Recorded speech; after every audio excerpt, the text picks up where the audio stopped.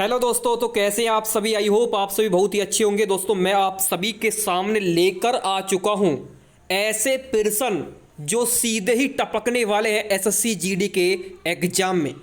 अब दोस्तों इस बात को सुनकर आप बोल रहे होंगे कि गुरुजी कैसी बात कर रहे हो यार, ऐसा हो सकता है क्या जो आप क्वेश्चन बताएं वही एग्जाम में टपक जाएं।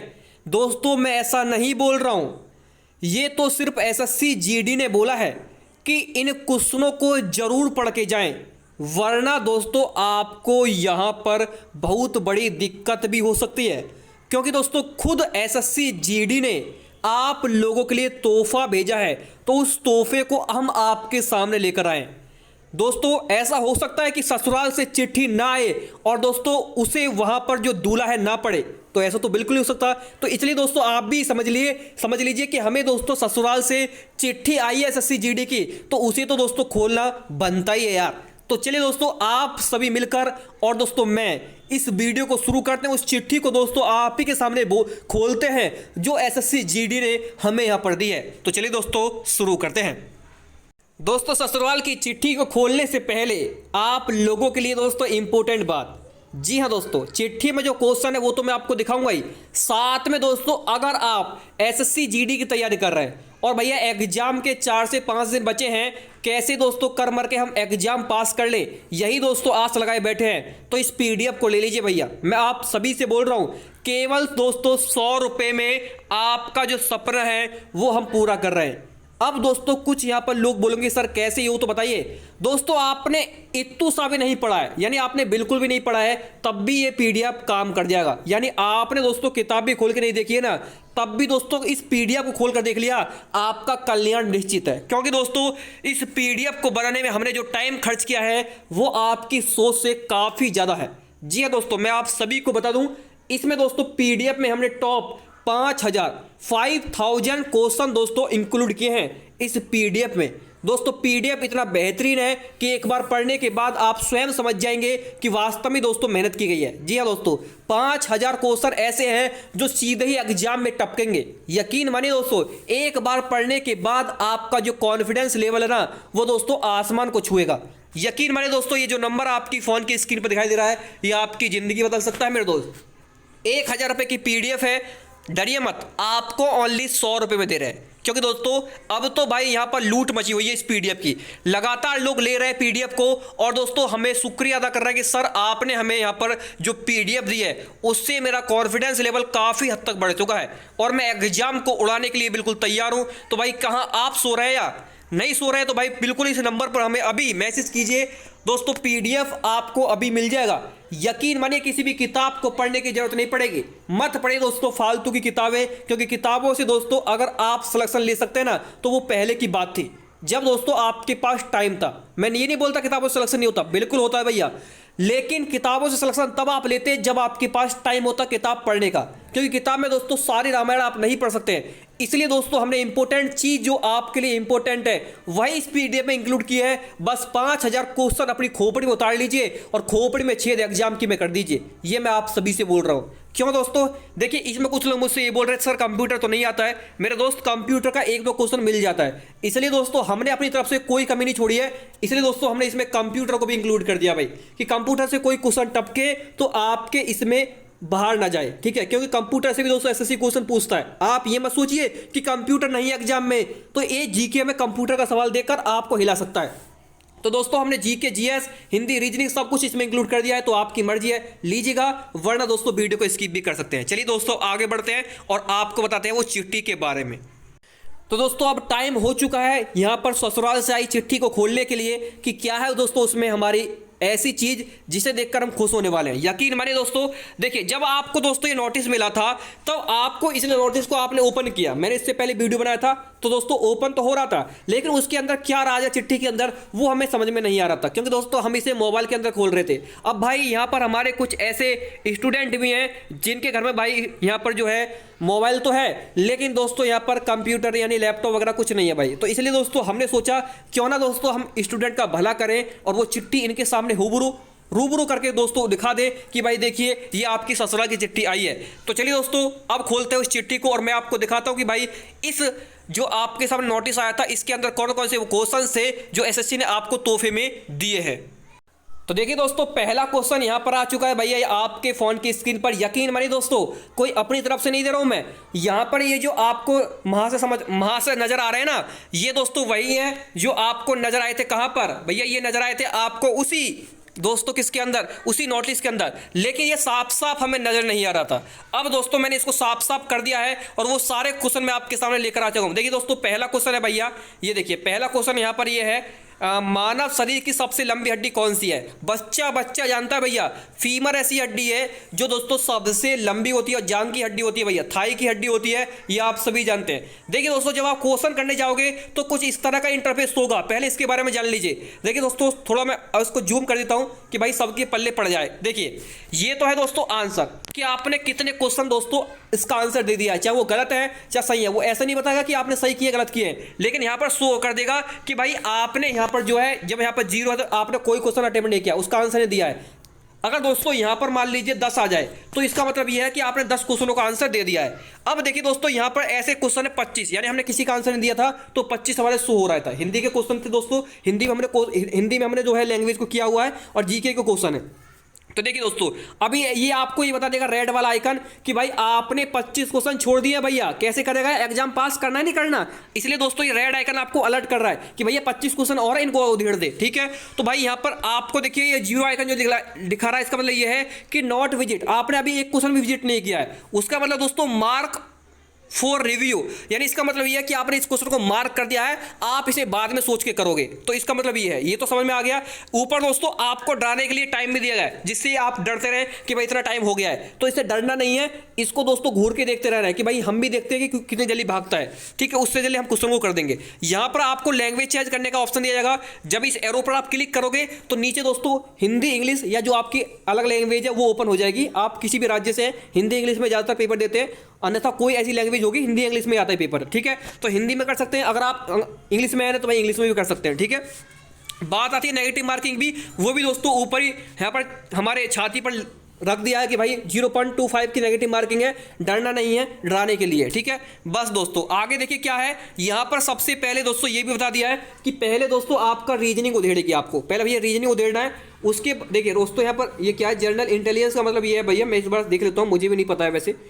यहाँ साइड में हिंदी है, यहाँ इंग्लिश है और दोस्तों यहाँ मैथ है, यहाँ दोस्तों जीके है। ये भैया फर्स्ट में जो है ये आपका रीजनिंग है भैया। क्या है? फर्स्ट में आपको रीजनिंग मिलेगी, उसके बाद जीके जीएस मिलेगी, उसके बाद मैथ और बाद में हिंदी। जैसे दोस्तों प्रैक्टिस सेट में देखा होगा ना आपने प्रीवियस ईयर क्वेश्चन में, सेम ऐसा ही चलेगा। डरना नहीं है भैया। पहले आपको दो है क्या करना है, पहले दोस्तों आपको यहाँ पर इस हिंदी को देना है, हिंदी या इंग्लिश में से पहले इसको करना है। उसके बाद दोस्तों आपको जीके पर जाना है, फिर मैथ या दोस्तों फिर इस पे आप कहीं भी जा सकते हैं रीजनिंग पे। ठीक है, तो ऐसे दोस्तों क्वेश्चन आएंगे। ये क्वेश्चन नंबर 25 है। उसके बाद देखिए दोस्तों मैं आपको क्वेश्चन दिखा देता हूं आगे। क्वेश्चन नंबर 24 भी देख सकते हैं, इनको नोट कर लीजिए, मेरा मुंह मत देखिए। वैसे मेरा मुंह तो दिखाई नहीं दे रहा है, सॉरी यार। मेरा दोस्तों मतलब यह है कि इस वीडियो को मत देखिए, इस क्वेश्चन को नोट कर लीजिए। हंसने की बात नहीं है, रियलिटी बता रहा हूं भाई। ये क्वेश्चन इंपॉर्टेंट है आप लोगों के लिए, क्योंकि इस क्वेश्चन को खुद एसएससी ने हमें भेंट किया है। तो भाई डरना किस बात का, कॉपी उठाइए, पेन उठाइए, नोट कर लीजिए। इतना टाइम नहीं है तो स्क्रीनशॉट तो ले सकते हैं यार, वो भी नहीं ले सकते क्या? इतना तो दोस्तों गैर उतरे नहीं हो यार, कर दो स्क्रीनशॉट ले लो। मेरा नहीं, अपने लिए लो लेगा, कम से कम सपना पूरा करना है माँ बाप का। देखिए दोस्तों क्वेश्चन नंबर 23 है कि लावड़ी कौन से राज्य के लोग रहते हैं। अरे यार कोई सवाल है यार, सब बता देगा, बच्चा बता देगा कि भैया महाराष्ट्र ऐसा राज्य है जहाँ का लावड़ी लोक नृत्य है। अरे गुरुजी तुम तो फटाक से आंसर दे रहे हो, क्या बात है? अरे भैया क्या बात है, थोड़ा सा हमने भी पढ़ा था इसलिए आंसर दिमाग में आ रहा है, ऐसी बात नहीं है। आप भी पढ़ोगे दे दोगे, ये नहीं पता भैया मुझे, पक्का बता रहा हूँ। थोड़ा बहुत अगर तुक्का लगाओगे तो हो जाएगा। ओलंपिक में रजत पदक जीतने वाली पहली भारतीय महिला कौन है? देखिए दोस्तों ओलंपिक में भैया जो पदक जीता है वो दोस्तों किसने जीता है? मेरे हिसाब से पीवी सिंधु ने जीता है। क्यों?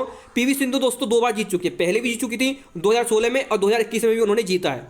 जो टोक्यो जापान में हुए थे ना 2021 में, उन्होंने भी दोस्तों उसने यहाँ पर जो है रजत पदक जीता है। तो ऐसे दोस्तों आपको कोई अगर आप पे नहीं आ रहा है ना तो दोस्तों ऐसे आप दे सकते हैं भैया। साइना नेहवाल ये तो अब खेल नहीं रही थी, आप सभी जानते हैं इनके बारे में।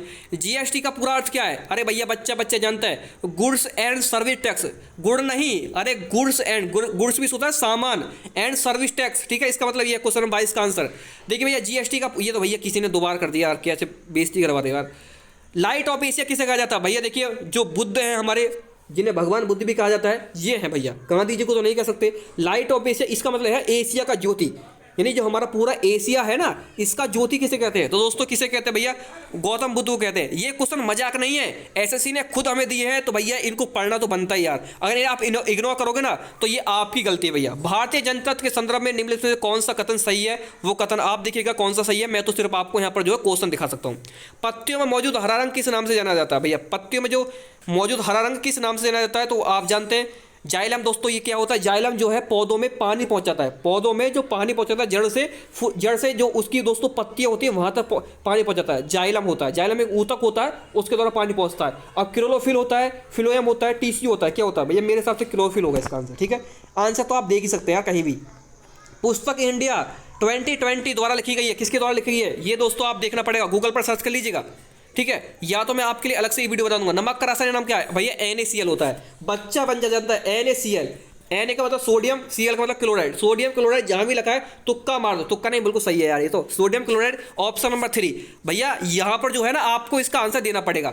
निम्नलिखित में से कौन से स्थल पर 1920 में भारतीय राष्ट्रीय कांग्रेस की बैठक हुई थी? तो दोस्तों अधिवेशन है ये अधिवेशन का मतलब है बैठक। यहाँ पर दोस्तों बैठक से ये मतलब नहीं है कि घर में बैठक हो रही है, वो नहीं दोस्तों, इसका अधिवेशन ही बोल सकते हैं। आपने अगर अधिवेशन पढ़ा होगा बुक में तो ये अधिवेशन ही है। 1920 का पूछा इसमें। उसके बाद इंग्लिश चैनल को तैर कर पार करने वाली भारतीय महिला कौन है? तो दोस्तों ये कौन है? आरती शाह है जी। कौन है? आरती शाह है। दोस्तों यकीन मानिए भैया मैंने ये पहले क्वेश्चन नहीं देखे थे, मेरे सामने अभी आ रहे हैं तो मैं आपको दिखा रहा हूँ भैया, मुझे याद नहीं थे।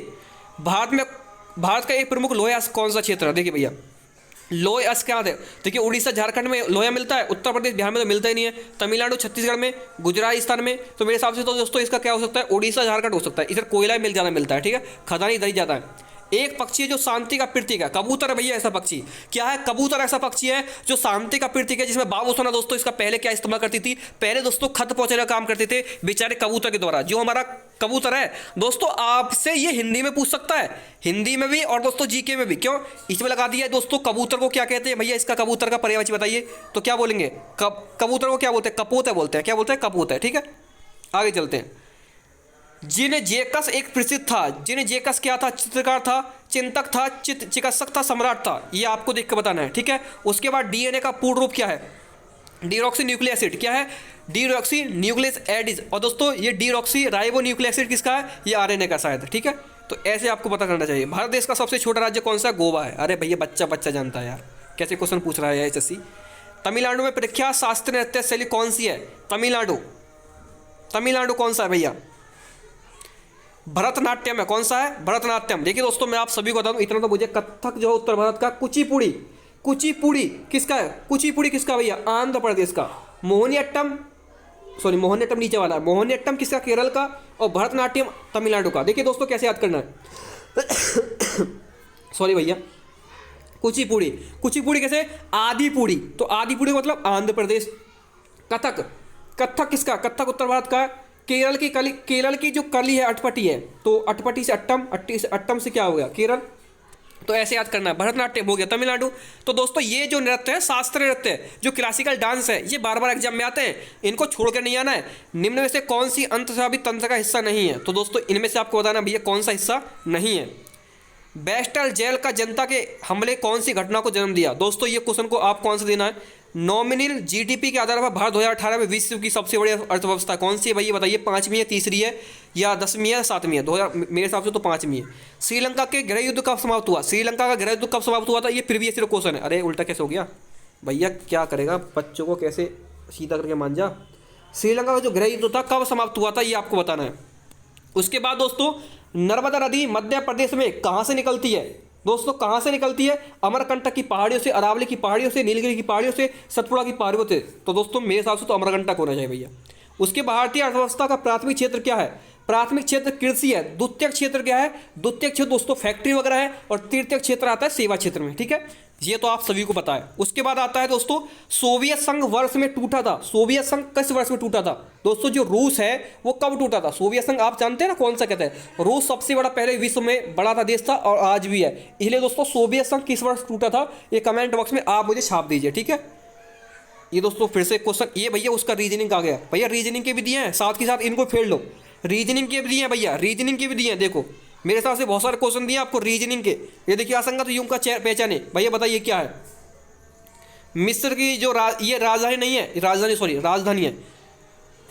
ग्रीस की एथेंस है, इटली की रोम है, मिस्र की कैरो है। लेकिन दोस्तों इराक की क्या है, ये दीनार, ये मुद्रा है। इराक की राजधानी क्या है, बगदाद है, लेकिन यहाँ क्या दिया हुआ, दीनार। तो इसमें सबसे अलग युग्म कौन सा होगा, इराक वाला ही होगा। ठीक है, तो ऐसे दोस्तों आपको पहचाना, स्क्रीनशॉट फटाफट ले लीजिए। मैं इतना टाइम नहीं ले रहा हूँ भैया, क्योंकि वीडियो ज़्यादा लंबा हो जाएगा, फिर अलग से वीडियो लिखाऊंगा इसका। एक बार फिर से देखिए, इसको ले लीजिए भैया, स्क्रीनशॉट फटाक से लीजिए, सेकंड में लीजिए स्क्रीनशॉट। ठीक है, आप लोग लिए इतनी मेहनत करके लाए हो भैया, स्क्रीनशॉट लीजिए फटाक से। जिनके पास मोबाइल है ना, जिनके पास लैपटॉप नहीं बेचारे, वो कहाँ देखें, इसलिए दोस्तों उनके लिए स्क्रीनशॉट लेकर आया हूँ। जल्दी से लीजिए। अरे सो क्यों रहे हो यार, स्क्रीनशॉट लीजिए। ऊपर से पेपर आ रहा है यार, आप सो रहे हो, ऐसी बात नहीं है, जल्दी लीजिए स्क्रीनशॉट। ये आपका क्या है, ये दर्पण वाला है। ये दोस्तों क्वेश्चन नंबर 14 है।